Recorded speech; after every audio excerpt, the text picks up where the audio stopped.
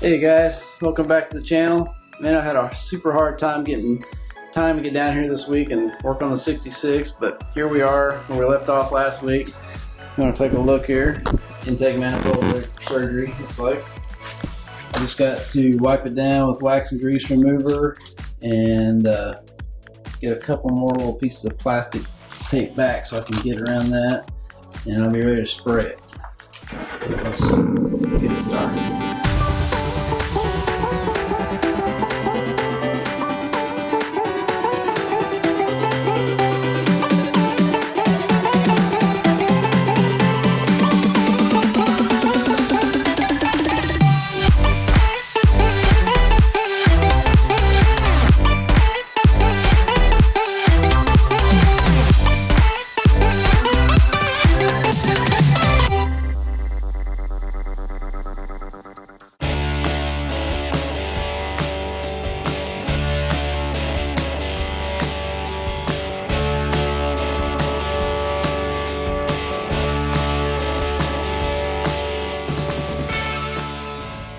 Well, it's the next day. Let's see how the paint job looks.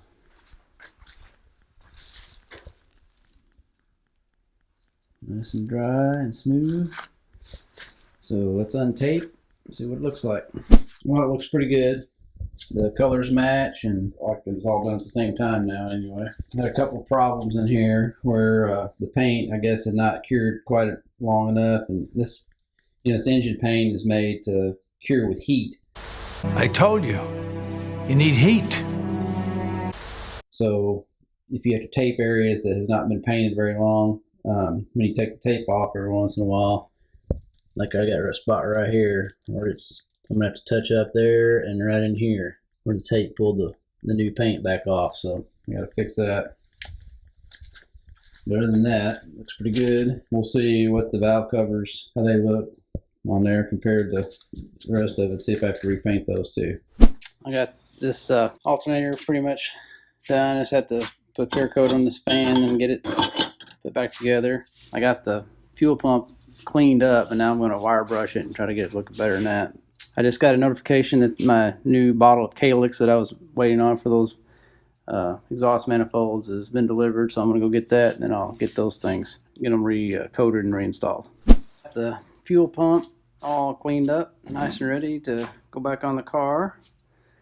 Got the engine touched up back where we had all the spots where the tape had taken it off, like right here and up in there.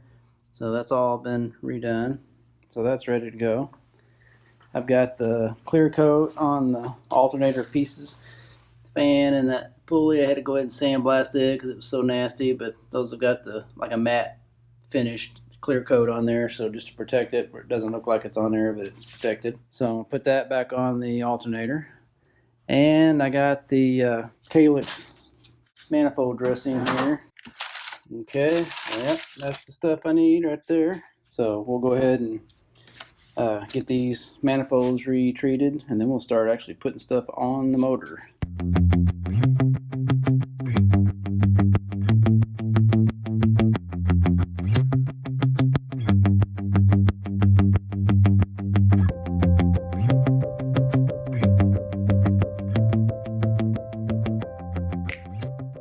Okay, so the one on the bottom is all finished. I put the calyx on there and buffed it out with just a rag. It kind of reminds me of, shining shoes or something. I don't know if you guys ever shine shoes, but you just put it on there wet and kind of just smear it around. It's just like shoe polish paste, and then you just buff it up. It makes it look really good, I think. There's the one what it looked like before. There's what it looks like after. So makes a difference when you're trying to do a show car. I mean, that really adds a nice touch to it. So check this out. That's how much I used of that new jar. I mean, barely any. So a little goes a long way. That did 2 full manifolds for a V8 engine. So pretty impressive. Now let's go and I think I'm going to go ahead and install these manifolds and the fuel pump and probably the oil pressure sensor. So let's do that.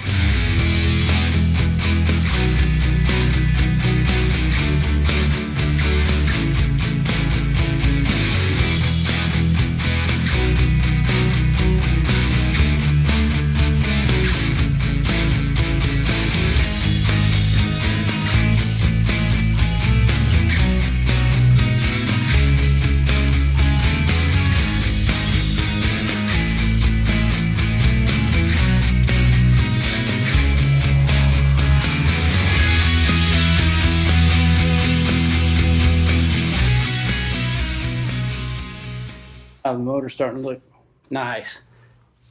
Those manifolds really set it off when there's, you know, contrasting colors on there, and they're all nice and calyxed up.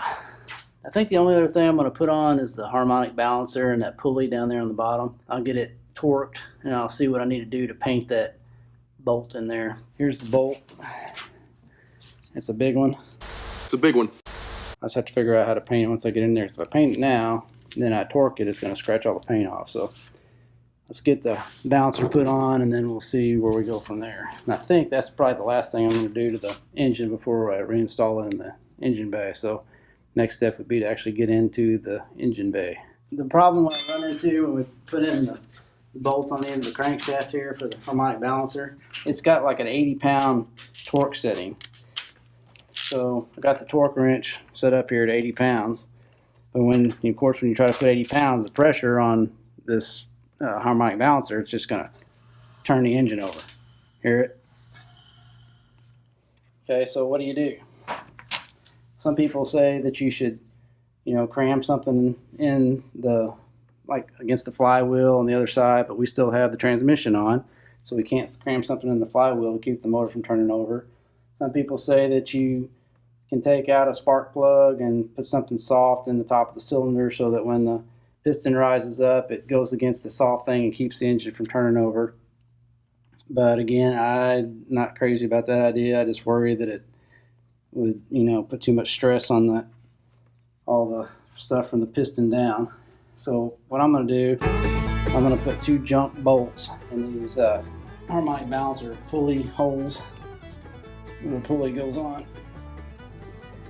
Now I'm going to put a bar in there. We'll see if this works.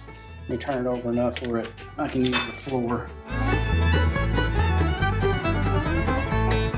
I've got it done like this, and I'm using the floor to block it. Okay, so now I'm going to twist it.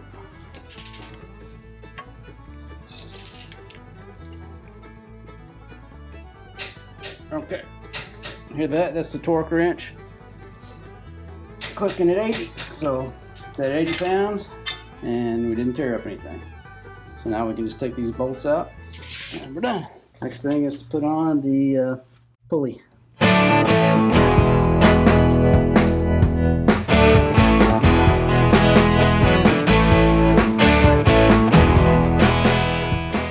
That's probably all I'm going to put on there until we actually get it installed in the engine bay. I'm going to leave those valve covers on there as is now, but like I said, I painted those with that intake manifold like a year ago or something, so I might repaint them again once we get the engine installed. We'll see how it looks once it gets in there. Alright, so the first thing we're going to do is get down into here, and I'm going to get a wire brush and try to get rid of all that foam, or it looks like just that spray foam that somebody sprayed in there to take up the space between the metal that they stuck on there. So I'm going to get that off the wire brush and then go around the edge and try to get this piece right here, so that needs to be ground off, got out.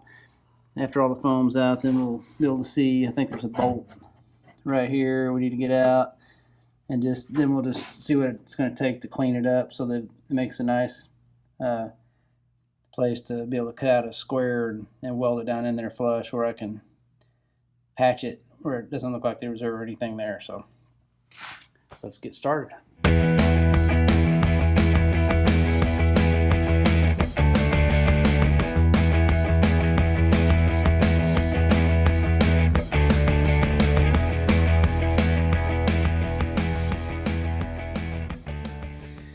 And I got all that stuff off up here on the front, the old spot welds and that piece of metal, so I got that off. This is what's left of a bolt here, and actually is a nut on the back side, but it all just spins in there, so I'm going to have to do some grinding. I think I'm going to grind like a slot right here and one right here and get it to where I can get some kind of a vice grip or some kind of wrench or something on it, so I can get it broke loose and get that out and then see what we've got under there, see if it's all ate up underneath where that bolt is, and if I'm going to have to replace that too. So let's try that.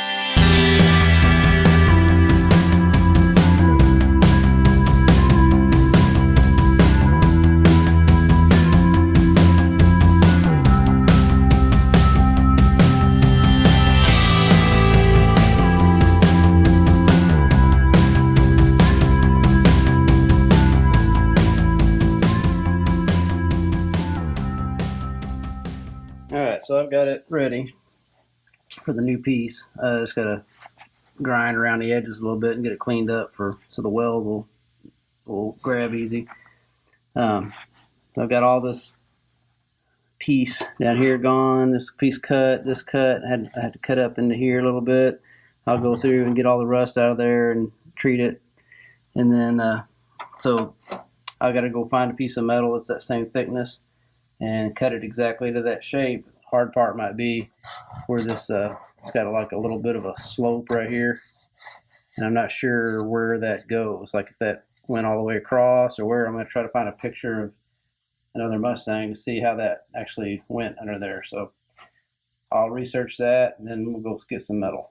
Okay, I had a little change of plans. I found out that you can buy this, they call it the battery apron, which is a piece that goes from this line here, goes all the way down, across here, back up, like this. So I went ahead and here's a picture of it. And I'm going to just probably, I want to keep as much of the original sheet metal in there as possible, and the rest of it's in really good shape except for that.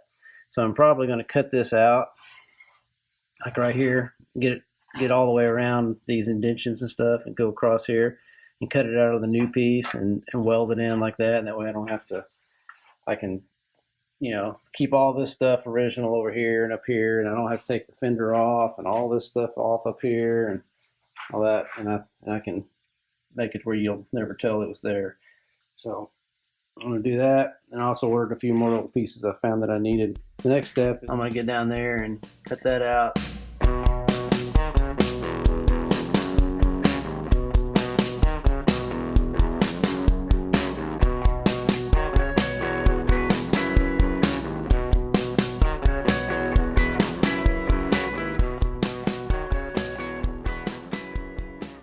Alright, so that piece is cut out.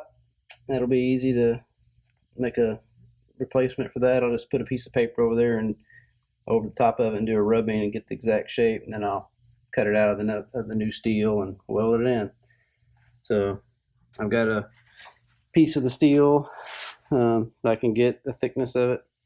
I'll just take that into the metal shop and get a little piece and do that while I'm waiting on the apron over here to come in. I think I'm going to go ahead and take these shock tower tops off and sandblast that and that, because they're in bad shape, and that'll help me be able to get to the stuff underneath better to paint.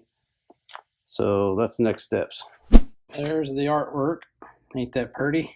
So here's the edge of my cut.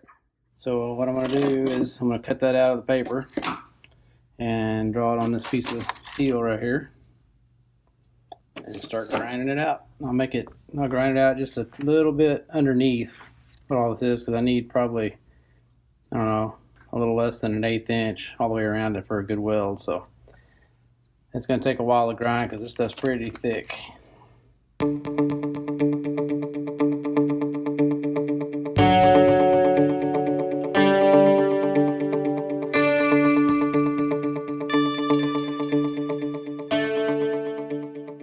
Alright, so let's see how our cutting job did here. Kind of hard to hold on to it. I'm going to have to use a magnet to see if it'll fit in there. Okay, so it's a little tight. I've got to take some out down here in this corner, and I really need to grind some more out all along the top because it's too tight to get a good weld in there. So I'm going to do some more grinding and I'll come back. Alright, here's take 2. Let's see if we got it this time. It's definitely better, but it's still a little too tight. Need to take some off. Looks like right in here maybe. Take 3, third time here.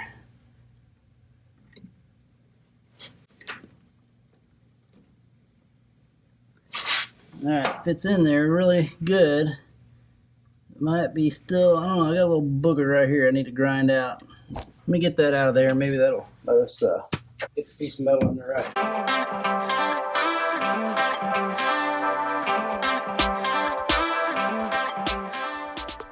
That's about right.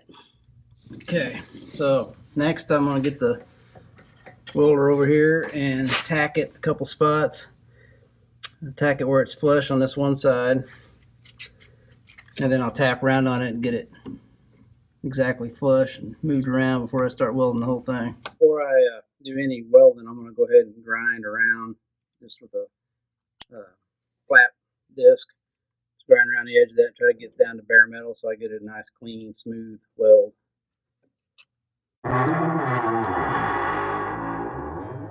Final test here. I've got everything ground and sanded up smooth so that the weld will be nice and clean.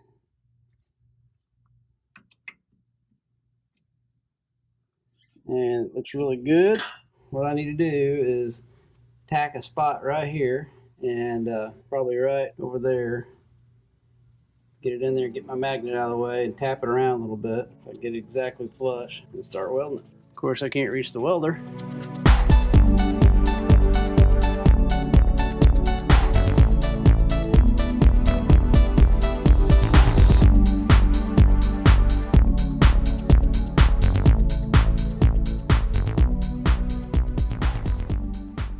Okay, I admit I'm not the world's greatest welder, but there it is, welded in. So now I'm going to get the grinder, grind all that down flush, and then I'll check for little pinholes, which I'm sure there will be, and then I'll fix those and grind it down again. Okay, so it's got mostly ground down here. Looks like I got a couple pinholes, like I got to get right there, a couple right down here, and that little slice right there, and a couple right up here. So I'll grab those, get the welder, get those filled in, and then grind the rest of it down. That should be it. Alright, so that's going to be it for tonight. Accomplished the goal, got it filled in and all the welds ground down. So when we get finished, I'll put a little very small skim coat of filler on there just to cover any kind of rough areas, and then sand it down, and you'll never know that was ever there. I'll do that when I work on this other side over here. I'm still waiting on that part to come in, so that'll be it for tonight. Do you have any questions about this week's video? Leave a comment down below, and always remember, don't retire it if you can rebuild it. Thanks so much guys for tuning in and watching this week's episode of Rebuild It. Make sure you subscribe so you don't miss out on any awesome content. Have a good one.